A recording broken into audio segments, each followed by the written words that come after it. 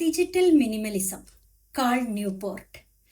നമ്മുടെ പ്രഭാതങ്ങൾ ഇന്നുണരുന്നത് സ്മാർട്ട് ഫോണുകളുടെ നീല വെളിച്ചത്തിലേക്കും നോട്ടിഫിക്കേഷനുകളുടെ ബഹളങ്ങളിലേക്കുമാണ്. സാങ്കേതിക വിദ്യ മനുഷ്യന്റെ വിരൽത്തുമ്പിലേക്ക് ചുരുങ്ങിയപ്പോൾ മനുഷ്യൻ സാങ്കേതിക വിദ്യയുടെ പിടിയിൽ ഒതുങ്ങിപ്പോവുകയാണ് ചെയ്തത്. ഒഴിവു സമയങ്ങളിലെ വെറുതെ ഇരിക്കലുകൾ പോലും ഇന്ന് അസാധ്യമായിരിക്കുന്നു. അല്പം സമയം കിട്ടിയാൽ അറിയാതെ തന്നെ കൈകൾ ഫോണിലേക്ക് നീളുകയും സോഷ്യൽ മീഡിയ ഫീഡുകൾ അനന്തമായി സ്ക്രോൾ ചെയ്തുകൊണ്ടിരിക്കുകയും ചെയ്യുന്നു. ഈയൊരു പശ്ചാത്തലത്തിലാണ് കമ്പ്യൂട്ടർ സയൻസ് പ്രൊഫസറും എഴുത്തുകാരനുമായ കാൾ ന്യൂപോർട്ടിന്റെ ഡിജിറ്റൽ മിനിമലിസം എന്ന പുസ്തകം പ്രസക്തമാകുന്നത്.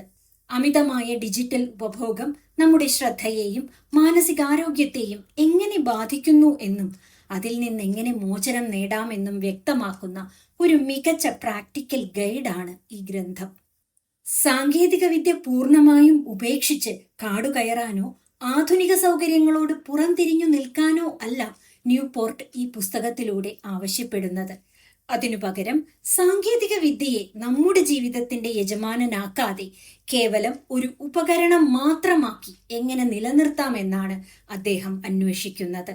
ഡിജിറ്റൽ ലോകം നമ്മുടെ ശ്രദ്ധയെ മനഃപൂർവ്വം ആകർഷിക്കാൻ രൂപകൽപ്പന ചെയ്തിട്ടുള്ള ഒരു വലിയ കെണിയാണെന്ന് പുസ്തകത്തിന്റെ ആദ്യ ഭാഗങ്ങളിൽ അദ്ദേഹം സമർത്ഥിക്കുന്നു. വൻകിട കമ്പനികൾ നമ്മുടെ സമയവും ശ്രദ്ധയും വിറ്റ് പണമാക്കുമ്പോൾ നമുക്ക് നഷ്ടപ്പെടുന്നത് സ്വസ്ഥതയും സർഗാത്മകതയുമാണ്. ഇതിനുള്ള പരിഹാരമായി അദ്ദേഹം മുന്നോട്ട് വയ്ക്കുന്ന ആശയമാണ് ഡിജിറ്റൽ മിനിമലിസം. നമ്മുടെ മൂല്യങ്ങൾക്കും ലക്ഷ്യങ്ങൾക്കും അനുസൃതമായ കാര്യങ്ങൾക്ക് വേണ്ടി മാത്രം സാങ്കേതിക വിദ്യയെ ഉപയോഗിക്കുകയും ബാക്കിയുള്ള അനാവശ്യമായ ഡിജിറ്റൽ ബഹളങ്ങളെ ജീവിതത്തിൽ നിന്ന് ഒഴിവാക്കുകയും ചെയ്യുന്ന ഒരു കലയാണിത്. ഈ പുസ്തകം വായനക്കാരന് നൽകുന്നത് ഒരു ഉപദേശമല്ല, ജീവിതത്തിൽ പ്രാവർത്തികമാക്കാൻ സാധിക്കുന്ന കൃത്യമായ ചില വഴികളാണ്. അതിലേറ്റവും പ്രധാനപ്പെട്ടത് 30 ദിവസത്തെ ഡിജിറ്റൽ ഡീക്ലട്ടർ അഥവാ ഡിജിറ്റൽ ശുദ്ധീകരണ പ്രക്രിയയാണ്. അത്യാവശ്യമല്ലാത്ത എല്ലാ ആപ്പുകളും സോഷ്യൽ മീഡിയ അക്കൗണ്ടുകളും ഒരു മാസത്തേക്ക് പൂർണ്ണമായും മാറ്റി നിർത്താൻ അദ്ദേഹം വായനക്കാരെ വെല്ലുവിളിക്കുന്നു. ഈ കാലയളവിൽ ലഭിക്കുന്ന ഒഴിവു സമയം വെറുതെ കളയാതെ മനുഷ്യരുമായി നേരിട്ട് ഇടപഴകാനും പുസ്തക വായനയോ ശാരീരിക അധ്വാനമോ ആവശ്യമുള്ള യഥാർത്ഥ വിനോദങ്ങളിൽ ഏർപ്പെടാനും അദ്ദേഹം പ്രോത്സാഹിപ്പിക്കുന്നു. സ്ക്രീനുകളിലെ വെറും ലൈക്കുകളിലും കമന്റുകളിലും ഒതുങ്ങുന്ന സൗഹൃദങ്ങൾ യഥാർത്ഥ മനുഷ്യബന്ധങ്ങൾക്ക് പകരമാവില്ലെന്നും ഏകാന്തതയും സ്വയം ചിന്തിക്കാനുള്ള സമയവും മനുഷ്യന്റെ മാനസിക വളർച്ചയ്ക്ക് അത്യാവശ്യമാണെന്നും ന്യൂപോർട്ട് ഓർമ്മിപ്പിക്കുന്നു. ചുരുക്കത്തിൽ, നോട്ടിഫിക്കേഷനുകളുടെയും ഇൻഫർമേഷൻ അമിതഭാരത്തിന്റെയും ഈ പുതിയ കാലഘട്ടത്തിൽ സ്വന്തം ശ്രദ്ധയെയും ജീവിതത്തെയും തിരിച്ചു പിടിക്കാൻ ആഗ്രഹിക്കുന്ന ഏതൊരാളും നിർബന്ധമായും വായിച്ചിരിക്കേണ്ട ഒരു കൃതിയാണ് ഡിജിറ്റൽ മിനിമലിസം. സ്മാർട്ട് ഫോണുകളുടെ ലോകത്ത് ജീവിക്കുമ്പോഴും എങ്ങനെ കൂടുതൽ ശ്രദ്ധ കേന്ദ്രീകരിക്കാം എന്നും സമാധാനത്തോടെയും അർത്ഥവത്തായും എങ്ങനെ ജീവിക്കാമെന്നും ഈ പുസ്തകം നമ്മെ പഠിപ്പിക്കുന്നു. ഡിജിറ്റൽ ലോകത്തിന്റെ അദൃശ്യമായ ചങ്ങലകളിൽ നിന്ന് മോചനം നേടി യഥാർത്ഥ ജീവിതത്തിന്റെ ഭംഗി ആസ്വദിക്കാൻ ആഗ്രഹിക്കുന്നവർക്കുള്ള ഒരു മികച്ച വഴികാട്ടിയാണിത്. നമുക്ക് ഈ പുസ്തകത്തിലെ പ്രധാന ആശയങ്ങൾ നോക്കാം. 1. അസന്തുലിതമായ ഒരു ആയുധപന്തയം, എ ലോപ്സൈഡഡ് ആംസ് റേസ്. ഓരോ ദിവസവും പുതിയ ആപ്ലിക്കേഷനുകളും ഗാഡ്ജറ്റുകളും വിപണിയിലെത്തുന്നു. ഇവയെല്ലാം നമ്മുടെ ജീവിതം കൂടുതൽ എളുപ്പമാക്കാനും നമ്മെ പരസ്പരം ബന്ധിപ്പിക്കാനും ഉദ്ദേശിച്ചുള്ളതാണ്. നമ്മൾ സ്മാർട്ട് ഫോണുകളും സോഷ്യൽ മീഡിയയും ഉപയോഗിക്കാൻ തുടങ്ങിയത് നമ്മുടെ ജീവിതം മെച്ചപ്പെടുത്താനായിരുന്നു. എന്നാൽ ഇന്ന് അവ നമ്മുടെ ജീവിതത്തെ നിയന്ത്രിക്കാൻ തുടങ്ങിയിരിക്കുന്നു. നമ്മൾ അറിയാതെ തന്നെ മണിക്കൂറുകളോളം സ്ക്രീനുകളിലേക്ക് നോക്കിയിരിക്കുന്നു. നോട്ടിഫിക്കേഷനുകൾ വരുമ്പോഴെല്ലാം ഒരുതരം അസ്വസ്ഥതയോടെ ഫോണിലേക്ക് കൈകൾ നീളുന്നു. കാൾ ന്യൂപോർട്ട് ഇതിനെ വിശേഷിപ്പിക്കുന്നത് അസന്തുലിതമായ ഒരു ആയുധ പന്തയം എന്നാണ്. അതായത്, ഒരു വശത്ത് സാധാരണക്കാരായ ഉപഭോക്താക്കളും മറുവശത്ത് ലോകത്തിലെ ഏറ്റവും വലിയ കോർപ്പറേറ്റ് കമ്പനികളും അവരുടെ അത്യാധുനിക സാങ്കേതിക വിദ്യകളും മനഃശാസ്ത്രജ്ഞരും അണിനിരക്കുന്ന ഒരു അസന്തുലിതമായ യുദ്ധം. സ്വയം നിയന്ത്രണമില്ലാത്തതുകൊണ്ടാണ് ഞാൻ ഇത്രയധികം ഫോൺ ഉപയോഗിക്കുന്നത് എന്ന് പലരും സ്വയം കുറ്റപ്പെടുത്തുന്നു. എന്നാൽ ന്യൂപോർട്ട് ഈ ചിന്തയെ പൂർണ്ണമായും തിരുത്തുന്നു. ഇത് നിങ്ങളുടെ മാത്രം തെറ്റല്ല. നിങ്ങൾ ഉപയോഗിക്കുന്ന ആപ്ലിക്കേഷനുകളും സോഷ്യൽ മീഡിയ പ്ലാറ്റ്ഫോമുകളും രൂപകൽപ്പന ചെയ്തിരിക്കുന്നത് തന്നെ നിങ്ങളെ അതിൽ അടിമയാക്കി നിർത്താൻ വേണ്ടിയാണ്. നിങ്ങൾ ഫോൺ താഴെ വെക്കാതിരിക്കാൻ കോടിക്കണക്കിന് ഡോളർ മുടക്കി വലിയൊരു ഗവേഷണം തന്നെ പശ്ചാത്തലത്തിൽ നടക്കുന്നുണ്ട്. ആദ്യമായി ഫോൺ കയ്യിലെടുത്തപ്പോഴോ അല്ലെങ്കിൽ ആദ്യമായി ഒരു സോഷ്യൽ മീഡിയ അക്കൗണ്ട് തുടങ്ങിയപ്പോഴോ നമ്മുടെ ജീവിതം പൂർണ്ണമായും ഇതിലേക്ക് മാറ്റി വെക്കപ്പെടുമെന്ന് നമ്മൾ കരുതിയിരുന്നില്ല. ദൂരെയുള്ള സുഹൃത്തുക്കളുമായി ബന്ധപ്പെടാനും നല്ല കുറച്ച് ചിത്രങ്ങൾ പങ്കുവെക്കാനുമുള്ള ഒരു മാർഗമായി മാത്രമാണ് അന്ന് നമ്മൾ അതിനെ കണ്ടത്. എന്നാൽ പതിയെ പതിയെ ഈ ഉപകരണങ്ങൾ നമ്മുടെ ശ്രദ്ധയെയും സമയത്തെയും പൂർണ്ണമായി അപഹരിക്കാൻ തുടങ്ങി. ഇന്ന് ഒരു സിനിമ കാണുമ്പോഴോ പുസ്തകം വായിക്കുമ്പോഴോ സുഹൃത്തുക്കളുമായി സംസാരിക്കുമ്പോഴോ പോലും ഫോൺ നോക്കാതിരിക്കാൻ നമുക്ക് കഴിയുന്നില്ല. ഇത് അവിചാരിതമായി സംഭവിച്ച ഒന്നല്ല, മറിച്ച് കൃത്യമായ ആസൂത്രണത്തിലൂടെ നിർമ്മിക്കപ്പെട്ട ഒരു വ്യവസ്ഥിതിയുടെ ഫലമാണ്. ഇന്നത്തെ ഡിജിറ്റൽ ലോകത്ത് ഏറ്റവും വിലപിടിപ്പുള്ള വസ്തു മനുഷ്യന്റെ ശ്രദ്ധയാണ്. വലിയ സോഷ്യൽ മീഡിയ പ്ലാറ്റ്ഫോമുകളുടെ വരുമാനം വരുന്നത് പരസ്യങ്ങളിൽ നിന്നാണ്. ഈ പരസ്യങ്ങൾ കൂടുതൽ ആളുകളിൽ എത്തിക്കണമെങ്കിൽ ഉപഭോക്താക്കൾ കൂടുതൽ സമയം അവരുടെ പ്ലാറ്റ്ഫോമുകളിൽ ചെലവഴിക്കണം. നിങ്ങൾ എത്രയധികം സമയം സ്ക്രീനിൽ നോക്കിയിരിക്കുന്നുവോ അത്രയധികം പണം ഈ കമ്പനികൾ സമ്പാദിക്കുന്നു. അതുകൊണ്ട് തന്നെ നിങ്ങളുടെ ശ്രദ്ധയെ എങ്ങനെയെങ്കിലും പിടിച്ചു വെക്കുക എന്നത് ഈ കമ്പനികളുടെ നിലനിൽപ്പിന്റെ ആവശ്യമാണ്. ഇതിനായി അവർ ഉപയോഗിക്കുന്നത് ചൂതാട്ട കേന്ദ്രങ്ങളിൽ ഉപയോഗിക്കുന്ന അതേ മനഃശാസ്ത്രപരമായ തന്ത്രങ്ങളാണ്. സ്ലോട്ട് മെഷീനുകളിൽ പണം നിക്ഷേപിച്ച് ലിവർ വലിക്കുമ്പോൾ അടുത്ത തവണ എന്ത് സമ്മാനമാണ് ലഭിക്കുക എന്ന ആകാംക്ഷയാണ് ആളുകളെ അതിൽ പിടിച്ചിരുത്തുന്നത്. ഇതേ തന്ത്രമാണ് സോഷ്യൽ മീഡിയ ഫീഡുകൾ താഴേക്ക് സ്ക്രോൾ ചെയ്യുമ്പോഴും സംഭവിക്കുന്നത്. അടുത്ത സ്ക്രോളിൽ എന്ത് പുതിയ വിവരമാണ് അല്ലെങ്കിൽ ഏത് ചിത്രമാണ് വരിക എന്ന ആകാംക്ഷ നമ്മെ നിരന്തരം അതിൽ തളച്ചിടുന്നു. ഈ യുദ്ധത്തിൽ കോർപ്പറേറ്റ് കമ്പനികൾ ഉപഭോക്താക്കൾക്കെതിരെ ഉപയോഗിക്കുന്ന 2 പ്രധാനപ്പെട്ട ആയുധങ്ങളെക്കുറിച്ച് ന്യൂപോർട്ട് വിശദീകരിക്കുന്നുണ്ട്. ഇതിലൊന്ന് ഇടവിട്ടുള്ള പോസിറ്റീവ് ശക്തിപ്പെടുത്തലാണ്, ഇന്റർമിറ്റന്റ് പോസിറ്റീവ് റീഇൻഫോഴ്സ്മെന്റ്. മനുഷ്യന്റെ തലച്ചോറിന് കൃത്യമായ ഇടവേളകളിൽ ലഭിക്കുന്ന പ്രതിഫലങ്ങളെക്കാൾ എപ്പോൾ ലഭിക്കുമെന്നുറപ്പില്ലാത്ത പ്രതിഫലങ്ങളോടാണ് കൂടുതൽ താല്പര്യം. സോഷ്യൽ മീഡിയയിൽ നമ്മൾ ഒരു ചിത്രം പങ്കുവെക്കുമ്പോൾ അതിന് എത്ര ലൈക്കുകൾ കിട്ടും, ആരെല്ലാം കമന്റ് ചെയ്യും എന്ന് നമുക്ക് മുൻകൂട്ടി അറിയാൻ കഴിയില്ല. ചിലപ്പോൾ പെട്ടെന്ന് ധാരാളം ലൈക്കുകൾ ലഭിക്കാം, ചിലപ്പോൾ ഒന്നും ലഭിച്ചില്ലെന്നും വരാം. ഈ പ്രവചനാതീത സ്വഭാവമാണ് നമ്മുടെ തലച്ചോറിൽ ഡോപ്പമൈൻ എന്ന രാസവസ്തു ഉത്പാദിപ്പിക്കാൻ കാരണമാകുന്നത്. ഈ ഡോപ്പമൈൻ നൽകുന്ന താത്കാലിക സന്തോഷം തേടിയാണ് നമ്മൾ വീണ്ടും വീണ്ടും ആപ്പുകൾ തുറന്നു നോക്കുന്നത്.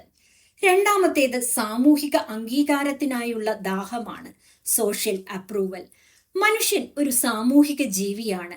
ഗോത്രങ്ങളായി ജീവിച്ചിരുന്ന കാലം മുതൽക്കേ കൂട്ടത്തിലുള്ള മറ്റുള്ളവർ നമ്മെക്കുറിച്ച് എന്ത് വിചാരിക്കുന്നു എന്നത് നമ്മുടെ നിലനിൽപ്പിന്റെ ഭാഗമായിരുന്നു. മറ്റുള്ളവരുടെ അംഗീകാരം നേടുക എന്നത് മനുഷ്യന്റെ സഹജമായ ഒരാവശ്യമാണ്. സോഷ്യൽ മീഡിയ കമ്പനികൾ മനുഷ്യന്റെ ഈ പരിണാമപരമായ പ്രത്യേകതയെയാണ് ചൂഷണം ചെയ്യുന്നത്.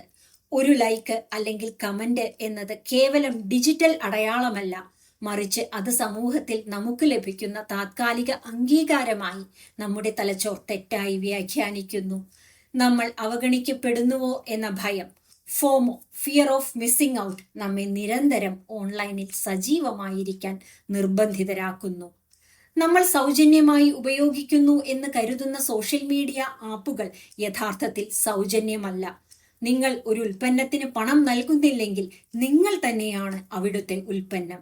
നമ്മുടെ സമയവും ശ്രദ്ധയും സ്വകാര്യ വിവരങ്ങളുമാണ് ഇവിടെ വിൽപ്പനയ്ക്ക് വെച്ചിരിക്കുന്നത്. ഈ വ്യവസ്ഥിതിയുമായി ഒറ്റയ്ക്ക് പോരാടുക എന്നത് ഒരു സാധാരണ മനുഷ്യന് അസാധ്യമാണ്. കാരണം നിങ്ങളുടെ സ്വയം നിയന്ത്രണ ശക്തിയെ തകർക്കാൻ തക്ക ശേഷിയുള്ള അൽഗോരിതങ്ങളും സൂപ്പർ കമ്പ്യൂട്ടറുകളുമാണ് മറുഭാഗത്തുള്ളത്. അതുകൊണ്ട് തന്നെ ചെറിയ ചില മാറ്റങ്ങൾ വരുത്തിയതുകൊണ്ട് മാത്രം ഈ പ്രശ്നത്തിന് ശാശ്വത പരിഹാരം കാണാൻ കഴിയില്ല.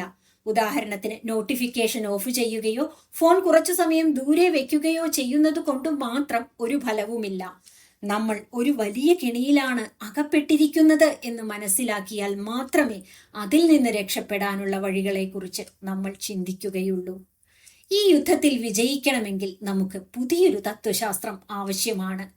കേവലം ഒരു ഡിജിറ്റൽ അച്ചടക്കമല്ല, മറിച്ച് നമ്മുടെ ജീവിതത്തെയും സാങ്കേതിക വിദ്യയെയും നോക്കിക്കാണുന്ന രീതിയിൽ തന്നെ വലിയൊരു മാറ്റം വരുത്തേണ്ടതുണ്ട്. അതാണ് ഡിജിറ്റൽ മിനിമലിസം. 2. എന്താണ് ഡിജിറ്റൽ മിനിമലിസം? നമ്മൾ ഓൺലൈനിൽ ചെലവഴിക്കുന്ന സമയം നമ്മുടെ ജീവിതത്തിൽ നമ്മൾ ഏറ്റവും കൂടുതൽ വിലമതിക്കുന്ന കാര്യങ്ങൾക്ക്, മൂല്യങ്ങൾക്ക് മാത്രം ഉതകുന്ന തരത്തിലുള്ള കുറച്ചു ടൂളുകളിലേക്ക് പരിമിതപ്പെടുത്തുക. ബാക്കിയുള്ള എല്ലാ അനാവശ്യ ഡിജിറ്റൽ ബഹളങ്ങളെയും പൂർണ്ണമായി അവഗണിക്കുക. ലളിതമായി പറഞ്ഞാൽ, നമ്മുടെ ജീവിതത്തിന് ഏറ്റവും അനിവാര്യമായ ആപ്പുകളും സാങ്കേതിക വിദ്യകളും മാത്രം കൃത്യമായ ലക്ഷ്യത്തോടെ ഉപയോഗിക്കുക. മറ്റുള്ളവയെ സധൈര്യം ഉപേക്ഷിക്കുക എന്നതാണ് ഈ നയം. ഇവിടെ നമ്മൾ സാങ്കേതിക വിദ്യയ്ക്ക് എതിരല്ല, മറിച്ച് അത് ഉപയോഗിക്കുന്ന രീതിയിലാണ് മാറ്റം വരുത്തുന്നത്. ഡിജിറ്റൽ മിനിമലിസത്തിന്റെ 3 അടിസ്ഥാന പ്രമാണങ്ങൾ. ആദ്യത്തേത്, ബഹളങ്ങൾക്ക് വലിയ വില നൽകേണ്ടി വരുന്നു എന്നതാണ്. Clutter is costly. നമ്മുടെ ഫോണുകളിൽ അനാവശ്യമായി നിറഞ്ഞിരിക്കുന്ന ആപ്പുകളും വിവരങ്ങളും നമ്മുടെ മാനസിക സമാധാനത്തെ തകർക്കുന്നു. ധാരാളം ചെറിയ ചെറിയ ഡിജിറ്റൽ കാര്യങ്ങളിൽ ശ്രദ്ധ കൊടുക്കുമ്പോൾ യഥാർത്ഥത്തിൽ വലിയ കാര്യങ്ങളിൽ ശ്രദ്ധ കേന്ദ്രീകരിക്കാനുള്ള നമ്മുടെ തലച്ചോറിന്റെ ശേഷിയാണ് നഷ്ടപ്പെടുന്നത്. ഓരോ പുതിയ ആപ്പും നിങ്ങളുടെ ജീവിതത്തിലേക്ക് കടന്നു വരുമ്പോൾ അത് നിങ്ങളുടെ സമയത്തെയും ശ്രദ്ധയെയും കവർന്നെടുക്കുന്നു. ഒപ്റ്റിമൈസേഷൻ പ്രധാനമാണ് എന്നത് രണ്ടാമത്തെ കാര്യം. Optimisation is important. ഒരു സാങ്കേതിക വിദ്യ നല്ലതാണെന്ന് കരുതി മാത്രം അത് ഉപയോഗിക്കരുത്. അത് നിങ്ങളുടെ ജീവിതത്തിൽ എന്ത് മാറ്റമാണ് ഉണ്ടാക്കുന്നത് എന്ന് ചിന്തിക്കണം. ഉദാഹരണത്തിന്, വാർത്തകൾ അറിയാൻ സോഷ്യൽ മീഡിയ നോക്കുന്നതിന് പകരം ദിവസത്തിൽ ഒരിക്കൽ മാത്രം ഒരു വിശ്വസനീയമായ വാർത്താ പോർട്ടൽ നോക്കാൻ സമയം കണ്ടെത്താം. ടൂളുകൾ തിരഞ്ഞെടുക്കുന്നത് പോലെ തന്നെ പ്രധാനമാണ് അവ എപ്പോൾ എങ്ങനെ ഉപയോഗിക്കുന്നു എന്നത് ഒപ്റ്റിമൈസ് ചെയ്യുന്നതും. മനഃപൂർവ്വമുള്ള തെരഞ്ഞെടുപ്പുകൾ സംതൃപ്തി നൽകുന്നു എന്നത് മൂന്നാമത്തെ കാര്യം. ഇന്റൻഷനാലിറ്റി ഈസ് സാറ്റിസ്ഫൈയിങ്. ടെക് കമ്പനികൾ നിങ്ങളെ കൊണ്ട് ചെയ്യിക്കാൻ ആഗ്രഹിക്കുന്ന കാര്യങ്ങൾക്ക് വഴങ്ങിക്കൊടുക്കാതെ നിങ്ങൾ സ്വയം തീരുമാനിക്കുന്ന രീതിയിൽ ഡിജിറ്റൽ ടൂളുകൾ ഉപയോഗിക്കുമ്പോൾ ഒരു പ്രത്യേക മാനസിക സംതൃപ്തി ലഭിക്കുന്നു. സ്വന്തം ജീവിതത്തിന്മേൽ നമുക്ക് തന്നെയുള്ള നിയന്ത്രണം തിരിച്ചു പിടിക്കുന്ന അനുഭവമാണിത്. കുറഞ്ഞ ഡിജിറ്റൽ ടൂളുകൾ മാത്രം ഉപയോഗിക്കുന്ന ആളുകൾക്ക് ലോകത്തിൽ നടക്കുന്ന പല കാര്യങ്ങളും നഷ്ടപ്പെട്ടു പോകും എന്ന് പലരും ഭയപ്പെടുന്നു. എന്നാൽ ഡിജിറ്റൽ മിനിമലിസ്റ്റുകൾ വിശ്വസിക്കുന്നത് അനാവശ്യമായ 99% കാര്യങ്ങൾ നഷ്ടപ്പെടുമ്പോഴും ജീവിതത്തിൽ ഏറ്റവും പ്രധാനപ്പെട്ട 1% കാര്യങ്ങളിൽ പൂർണ്ണമായി ശ്രദ്ധിക്കാൻ തങ്ങൾക്ക് സാധിക്കുന്നു എന്നതാണ്. ഡിജിറ്റൽ മിനിമലിസം സാങ്കേതിക വിദ്യയോടുള്ള ഭയമല്ല, മറിച്ച് അതിനോടുള്ള ആദരവാണ്. ഒരു അടിമയെപ്പോലെ ഫോണിലേക്ക് നോക്കി ഇരിക്കുന്നതിന് പകരം നമുക്ക് ആവശ്യമുള്ളപ്പോൾ മാത്രം എടുത്തുപയോഗിക്കുന്ന ഒരു മികച്ച ഉപകരണമായി ഫോണിനെ മാറ്റിയെടുക്കാൻ ഈ തത്വശാസ്ത്രം നമ്മെ പഠിപ്പിക്കുന്നു. ഇത് എങ്ങനെ പ്രായോഗികമാക്കി ജീവിതത്തിൽ നടപ്പിലാക്കാം എന്നത് ഇനി വിശദീകരിക്കുന്നു. 3. Digital declutter. വർഷങ്ങളായി നമ്മൾ ശീലിച്ചു പോന്ന ഡിജിറ്റൽ ശീലങ്ങളെ പെട്ടെന്നൊരു ദിവസം മാറ്റിയെടുക്കുക എന്നത് എളുപ്പമല്ല. നമ്മുടെ ഫോണിലെ അനാവശ്യ ആപ്പുകൾ ഓരോന്നായി നീക്കം ചെയ്യാൻ ശ്രമിച്ചാൽ പലപ്പോഴും പരാജയപ്പെടാനാണ് സാധ്യത. ഇതിനൊരു പ്രായോഗിക പരിഹാരമാണ് ഡിജിറ്റൽ ഡീക്ലട്ടർ അഥവാ ശുദ്ധീകരണ പ്രക്രിയ അവതരിപ്പിക്കുന്നത്. ഒരു വീട് വൃത്തിയാക്കുമ്പോൾ ആവശ്യമില്ലാത്ത സാധനങ്ങൾ ഒന്നൊന്നായി എടുത്തു കളയുന്നതിനു പകരം വീട്ടിലെ എല്ലാ സാധനങ്ങളും പുറത്തെടുത്തു വെച്ചതിന് ശേഷം അത്യാവശ്യമുള്ളവ മാത്രം തിരികെ കയറ്റുന്ന ഒരു രീതിയാണിത്. ഈ പ്രക്രിയയ്ക്ക് പ്രധാനമായും 3 ഘട്ടങ്ങളാണുള്ളത്. 30 ദിവസത്തെ വിലക്കാണ് ആദ്യ ഘട്ടം, ദ 30-day ബ്രേക്ക്. നമ്മുടെ ജീവിതത്തിൽ അത്യാവശ്യമല്ലാത്ത എല്ലാ ഡിജിറ്റൽ സാങ്കേതിക വിദ്യകളും ആപ്പുകളും 30 ദിവസത്തേക്ക് പൂർണ്ണമായും ഉപേക്ഷിക്കുക എന്നതാണ് ഒന്നാമത്തെ ഘട്ടം. ഇവിടെ അത്യാവശ്യമല്ലാത്തവ എന്ന് പറയുമ്പോൾ അവ പെട്ടെന്ന് നിർത്തിയാൽ നിങ്ങളുടെ ഔദ്യോഗിക ജീവിതത്തെയോ വ്യക്തി ജീവിതത്തെയോ ദോഷകരമായി ബാധിക്കാത്തവയാണ്. ഉദാഹരണത്തിന്, ഓഫീസിലെ കമ്മ്യൂണിക്കേഷന് ഇമെയിൽ അല്ലെങ്കിൽ വാട്സാപ്പ് നിർബന്ധമാണെങ്കിൽ അത് ഉപയോഗിക്കാം. എന്നാൽ ഇൻസ്റ്റഗ്രാം, ഫേസ്ബുക്ക്, നെറ്റ്ഫ്ലിക്സ്, ഓൺലൈൻ ഗെയിമുകൾ, വാർത്താ ആപ്പുകൾ തുടങ്ങിയവ പൂർണ്ണമായും മാറ്റിവെക്കണം. ഈ 30 ദിവസത്തെ വിലക്ക് നിങ്ങളുടെ തലച്ചോറിന് ഡിജിറ്റൽ ലോകത്തെ ഡോപ്പമിൻ കെണികളിൽ നിന്ന് മോചനം നേടാനും റീസെറ്റ് ചെയ്യാനും സ്വന്തം ചിന്തകളിലേക്ക് മടങ്ങാനും സഹായിക്കും. ഒഴിവു സമയങ്ങളെ പുനരുജ്ജീവിപ്പിക്കുക എന്നതാണ് രണ്ടാം ഘട്ടം. Explore and rediscover. Digital declutter പ്രക്രിയയിൽ ഭൂരിഭാഗം ആളുകളും പരാജയപ്പെടുന്നത് ഈ രണ്ടാം ഘട്ടത്തിലാണ്. സോഷ്യൽ മീഡിയ ആപ്പുകൾ ഒഴിവാക്കുമ്പോൾ പെട്ടെന്ന് വലിയൊരു ശൂന്യത അനുഭവപ്പെടും.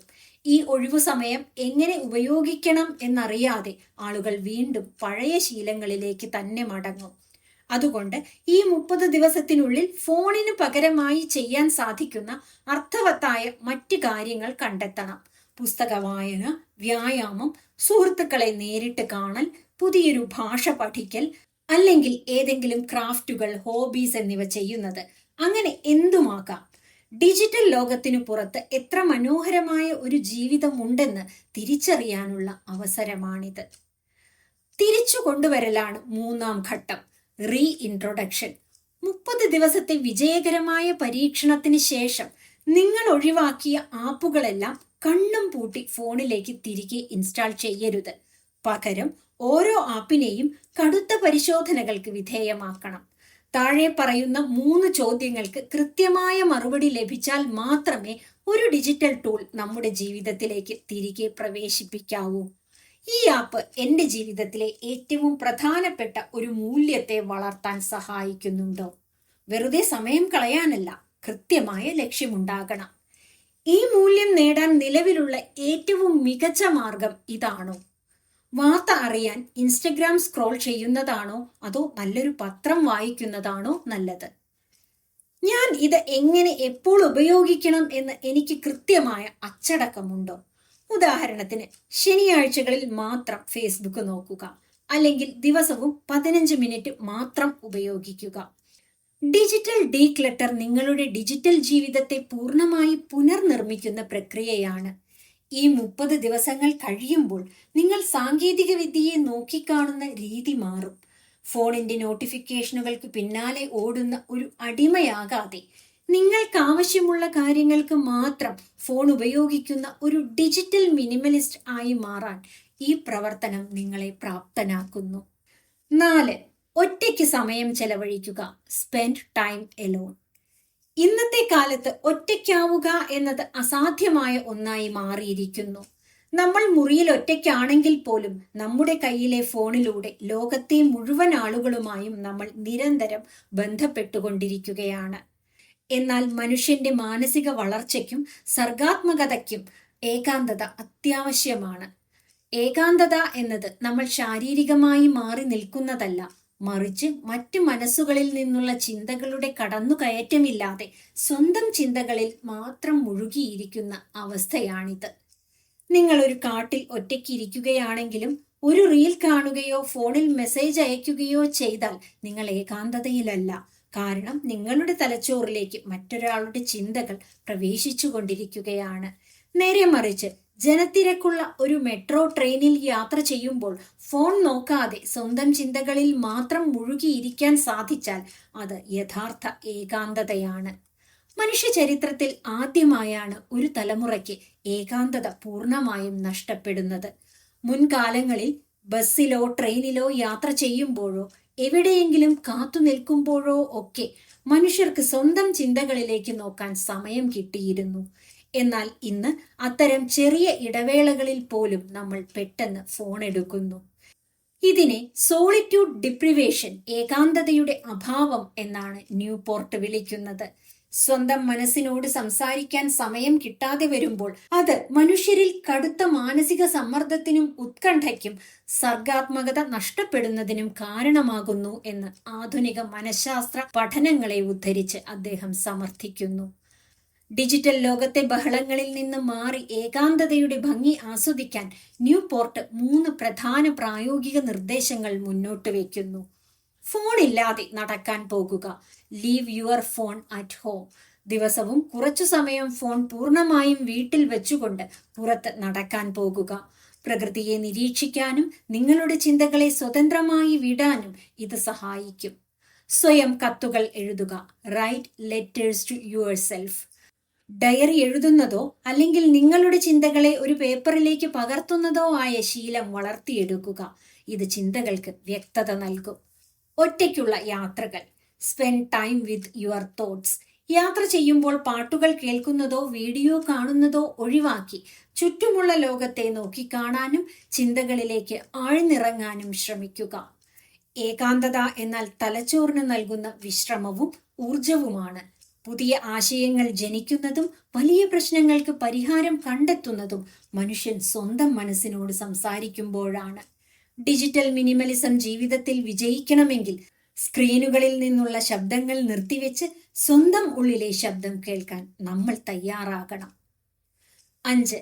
ലൈക്ക് ബട്ടൺ അമർത്താതിരിക്കുക. Don't click like.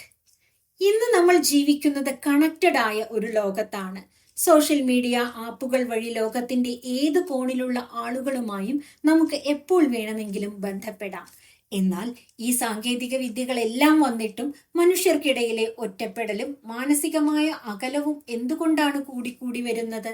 സോഷ്യൽ മീഡിയയിലെ വെറും ലൈക്കുകളും ചെറിയ കമന്റുകളും വഴി നമ്മൾ നടത്തുന്ന ആശയവിനിമയങ്ങൾ യഥാർത്ഥ മനുഷ്യബന്ധങ്ങൾക്ക് പകരമാവില്ലെന്നും അവ യഥാർത്ഥത്തിൽ നമ്മുടെ ബന്ധങ്ങളെ നശിപ്പിക്കുകയാണെന്നും ന്യൂപോർട്ട് സമർത്ഥിക്കുന്നു. ഇതിനായി ന്യൂപോർട്ട് 2 പ്രധാനപ്പെട്ട വാക്കുകളെ വേർതിരിച്ചു കാണിക്കുന്നു: കണക്ഷൻ, കോൺവെർസേഷൻ. കണക്ഷൻ എന്നാൽ എന്താണ്? സോഷ്യൽ മീഡിയയിലൂടെ നമ്മൾ നടത്തുന്ന ഡിജിറ്റൽ ഇടപാടുകളാണിത്. ഒരാളുടെ ചിത്രത്തിന് ലൈക്ക് അടിക്കുക, ജന്മദിനത്തിനൊരു സ്റ്റാറ്റസ് വഴി ആശംസ നേരുക, അല്ലെങ്കിൽ വെറുതെ ഒരു ഇമോജി അയക്കുക എന്നിവയെല്ലാം കണക്ഷനുകളാണ്. ഇതിന് വളരെ കുറഞ്ഞ അധ്വാനം മാത്രമേ ആവശ്യമുള്ളൂ. കോൺവെർസേഷൻ. മനുഷ്യർ നേരിട്ടോ അല്ലെങ്കിൽ ഫോൺ കോളുകളിലൂടെയോ ശബ്ദം കേട്ട് നടത്തുന്ന യഥാർത്ഥ സംഭാഷണങ്ങളാണിത്.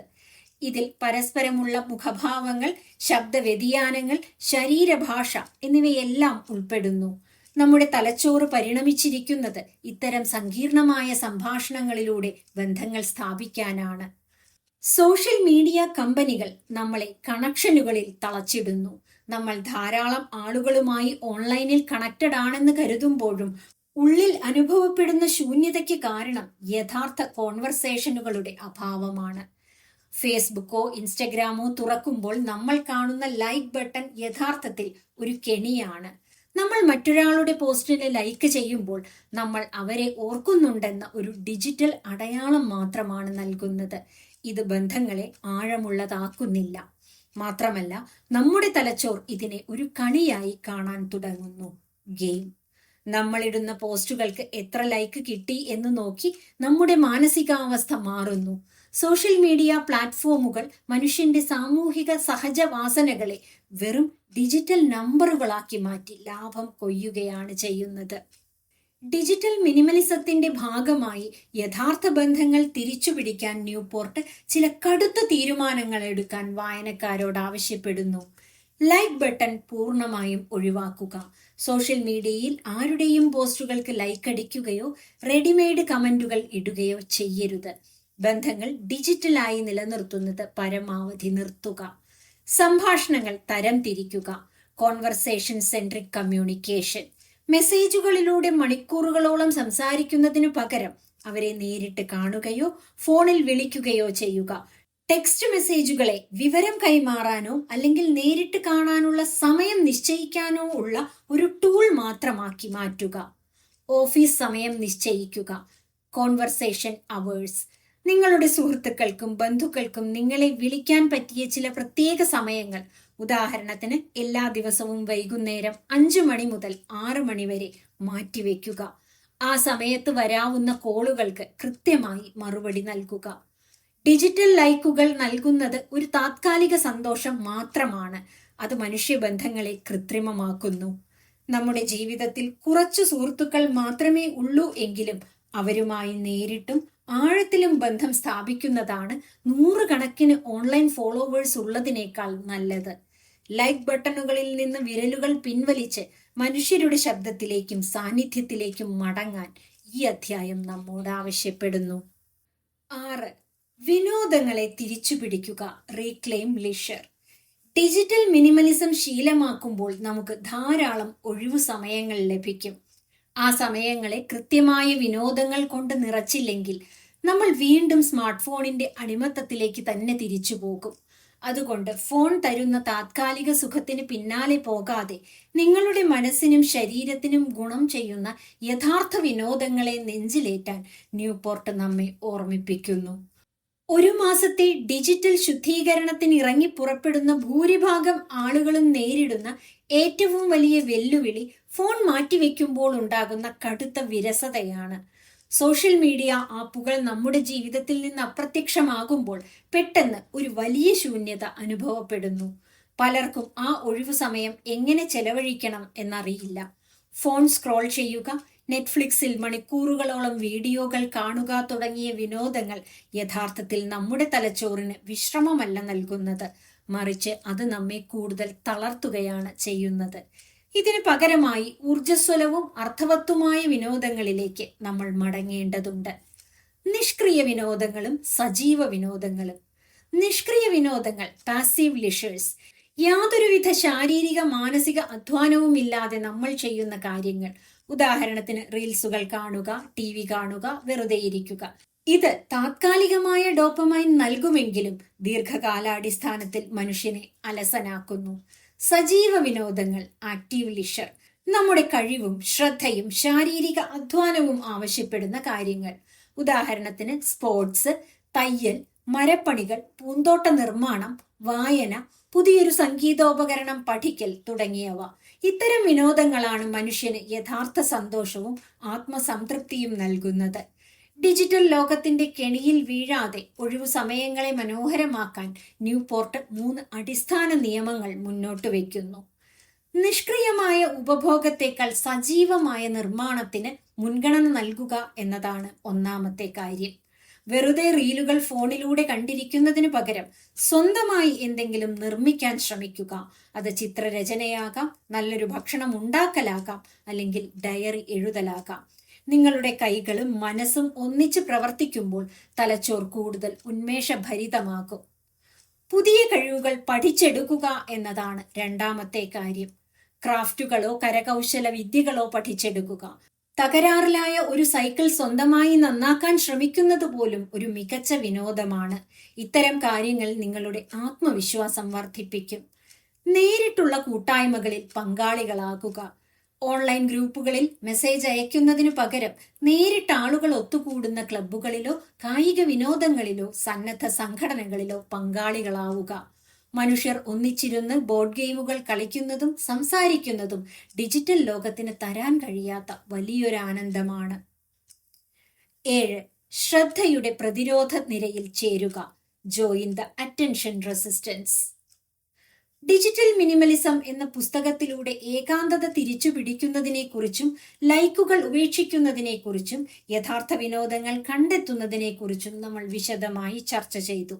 എന്നാൽ ഈ ശീലങ്ങളെല്ലാം നമ്മുടെ നിത്യജീവിതത്തിൽ എങ്ങനെ ദീർഘകാലത്തേക്ക് കൊണ്ടുപോകാം? വൻകിട ടെക്നോളജി കമ്പനികൾ അവരുടെ അൽഗോരിതങ്ങൾ നിരന്തരം പരിഷ്കരിച്ചുകൊണ്ട് നമ്മുടെ ശ്രദ്ധയെ വീണ്ടും മോഷ്ടിക്കാൻ ശ്രമിച്ചുകൊണ്ടേയിരിക്കും. നിങ്ങളുടെ ശ്രദ്ധ എന്നത് നിങ്ങളുടെ മാത്രം സ്വത്താണ്. അതിനെ കോർപ്പറേറ്റ് കമ്പനികൾക്ക് വിട്ടുകൊടുക്കാതിരിക്കാൻ ബോധപൂർവമായ ചില പ്രതിരോധ തന്ത്രങ്ങൾ സ്വീകരിക്കേണ്ടതുണ്ട്. ഫോണുകളിൽ നിന്ന് സോഷ്യൽ മീഡിയ ആപ്പുകൾ നീക്കം ചെയ്യുക. സോഷ്യൽ മീഡിയ അക്കൗണ്ടുകൾ നിങ്ങൾ പൂർണ്ണമായി ഉപേക്ഷിക്കണം എന്നില്ല. എന്നാൽ അവയുടെ ആപ്ലിക്കേഷനുകൾ നിങ്ങളുടെ സ്മാർട്ട് ഫോണിൽ നിന്ന് പൂർണ്ണമായും നീക്കം ചെയ്യുക. നിങ്ങൾക്ക് സോഷ്യൽ മീഡിയ ഉപയോഗിക്കണം എന്നുണ്ടെങ്കിൽ ബ്രൗസർ വഴി ലോഗിൻ ചെയ്ത് ഉപയോഗിക്കുക. ആപ്പുകൾ ഉണ്ടാകുമ്പോൾ നമ്മൾ എപ്പോൾ വേണമെങ്കിലും യാത്ര ചെയ്യുമ്പോഴും നടക്കുമ്പോഴും ഒക്കെ അറിയാതെ അതെടുത്തു നോക്കും. എന്നാൽ അതേ കാര്യം കമ്പ്യൂട്ടറിലേക്ക് മാറ്റുമ്പോൾ അത് ഉപയോഗിക്കാൻ നമ്മൾ ബോധപൂർവം ഒരു സമയം കണ്ടെത്തേണ്ടി വരുന്നു. ഇത് അനാവശ്യമായ സ്ക്രോളിംഗ് ഗണ്യമായി കുറയ്ക്കും. സ്മാർട്ട് ഫോണിനെ ഒരു ലാൻഡ് ലൈൻ പോലെ മാറ്റുക. പഴയ കാലത്തെ ലാൻഡ് ലൈൻ ഫോണുകൾ വീടിന്റെ ഒരു മൂലയിൽ ഇരിക്കുമായിരുന്നു. ആരെങ്കിലും വിളിക്കുമ്പോൾ മാത്രം നമ്മൾ അങ്ങോട്ട് ചെന്ന് സംസാരിച്ചു കഴിഞ്ഞാൽ ഫോൺ അവിടെ തന്നെ വയ്ക്കും. നമ്മുടെ സ്മാർട്ട് ഫോണിനെയും ഈ രീതിയിലേക്ക് മാറ്റാൻ ന്യൂപോർട്ട് ആവശ്യപ്പെടുന്നു. ഫോണിലെ എല്ലാ നോട്ടിഫിക്കേഷനുകളും ഓഫാക്കുക. അനാവശ്യ ആപ്പുകൾ നീക്കം ചെയ്യുക. മെസ്സേജുകൾക്കും കോളുകൾക്കും മറുപടി നൽകാൻ ദിവസത്തിൽ ചില പ്രത്യേക സമയങ്ങൾ മാത്രം മാറ്റിവെക്കുക. ബാക്കി സമയങ്ങളിൽ ഫോൺ നിങ്ങളുടെ കൈയെത്താത്ത ദൂരത്ത് എവിടെയെങ്കിലും വെക്കുക. ഫോൺ എപ്പോഴും നിങ്ങളുടെ പോക്കറ്റിൽ കിടക്കേണ്ട ഒരു സാധനമല്ല എന്ന തിരിച്ചറിവാണ് പ്രധാനം. ഡിജിറ്റൽ മാധ്യമങ്ങളെ ഫിൽട്ടർ ചെയ്യുക. ഇന്ന് വാർത്തകളും വിവരങ്ങളും അതിവേഗത്തിലാണ് നമ്മുടെ മുന്നിലേക്ക് എത്തുന്നത്. ബ്രേക്കിംഗ് ന്യൂസുകളും ട്രെൻഡിംഗ് വാർത്തകളും നമ്മുടെ ശ്രദ്ധയെ ചിതറിക്കുന്നു. ഇതിന് പകരമായി സ്ലോ മീഡിയ എന്ന ആശയം അദ്ദേഹം മുന്നോട്ട് വെക്കുന്നു. മിനിറ്റിൽ വരുന്ന വാർത്തകൾക്ക് പിന്നാലെ പോകാതെ ആഴ്ചയിൽ ഒരിക്കൽ മാത്രം നല്ലൊരു മാഗസിൻ വായിക്കുകയോ അല്ലെങ്കിൽ ആഴത്തിലുള്ള ലേഖനങ്ങൾ തെരഞ്ഞെടുത്ത് വായിക്കുകയോ ചെയ്യുക. വിവരങ്ങളുടെ അളവിലല്ല, മറിച്ച് അവരുടെ ഗുണമേന്മയിലാണ് നമ്മൾ ശ്രദ്ധിക്കേണ്ടത്. ക്വാണ്ടിറ്റിയല്ല, ക്വാളിറ്റിയാണ് പ്രധാനം. ഡിജിറ്റൽ മിനിമലിസം എന്ന പുസ്തകം വായിച്ചു തീർക്കുമ്പോൾ വായനക്കാരന് ലഭിക്കുന്നത് കേവലം ഒരു പുസ്തക വായനയുടെ അനുഭവമല്ല, മറിച്ച് സ്വന്തം ജീവിതത്തെക്കുറിച്ച് തന്നെയുള്ള വലിയൊരു ബോധ്യമാണ്. സാങ്കേതിക വിദ്യയുടെ അതിപ്രസരമുള്ള ഈ ആധുനിക ലോകത്ത് നമ്മൾ എങ്ങനെയൊക്കെയാണ് അറിയാതെ കെണിയിൽ അകപ്പെട്ടു പോയതെന്നും നമ്മുടെ വിലപ്പെട്ട സമയവും ശ്രദ്ധയും എങ്ങനെയാണ് ചോർന്നു പോയതെന്നും ഈ പുസ്തകം കൃത്യമായി കാണിച്ചു തരുന്നു. ഡിജിറ്റൽ മിനിമലിസം എന്ന പുസ്തകം അവസാനിക്കുന്നത് ഒരു വലിയ ഓർമ്മപ്പെടുത്തലോടെയാണ്. ഈ ഡിജിറ്റൽ യുഗത്തിൽ നിങ്ങളുടെ ശ്രദ്ധ തിരിച്ചു പിടിക്കുക എന്നത് ഒരു വിപ്ലവമാണ്. നിങ്ങളുടെ സമയം നിങ്ങളുടെ ജീവിതമാണ്. അത് സ്ക്രീനുകളിൽ നോക്കി തീർക്കാനുള്ളതല്ല. സാങ്കേതിക വിദ്യയുടെ യജമാനന്മാരായി ജീവിക്കാൻ നമുക്ക് സാധിച്ചാൽ കൂടുതൽ സർഗാത്മകതയും മാനസിക സമാധാനവും നിറഞ്ഞ ഒരു മനോഹരമായ ജീവിതം കെട്ടിപ്പടുക്കാൻ നമുക്ക് സാധിക്കും. അനാവശ്യമായ ഡിജിറ്റൽ ബഹളങ്ങളിൽ നിന്ന് മാറി കൂടുതൽ അർത്ഥവത്തായ യഥാർത്ഥ ലോകത്തിലേക്ക് തിരികെ നടക്കാൻ ഈ പുസ്തകം നമ്മെ പ്രാപ്തരാക്കുന്നു. നിങ്ങളുടെ ശ്രദ്ധ എവിടെയാണോ അവിടെയാണ് നിങ്ങളുടെ ജീവിതം. അത് അനാവശ്യമായ നോട്ടിഫിക്കേഷനുകളിൽ പാഴാക്കി കളയാതെ സർഗാത്മകവും അർത്ഥവത്തുമായ കാര്യങ്ങളിലേക്ക് തിരിച്ചുവിടുക. ഫോണിലെ നീല വെളിച്ചത്തിൽ നിന്ന് കണ്ണുകൾ ഉയർത്തി യഥാർത്ഥ ജീവിതത്തിന്റെ ഭംഗി ആസ്വദിക്കാനും ശാന്തത കണ്ടെത്താനും ഈ പുസ്തകം നമ്മെ സഹായിക്കുന്നു. ഇതുപോലുള്ള വീഡിയോകൾക്കായി ഈ ചാനൽ സബ്സ്ക്രൈബ് ചെയ്യുമല്ലോ. നന്ദി.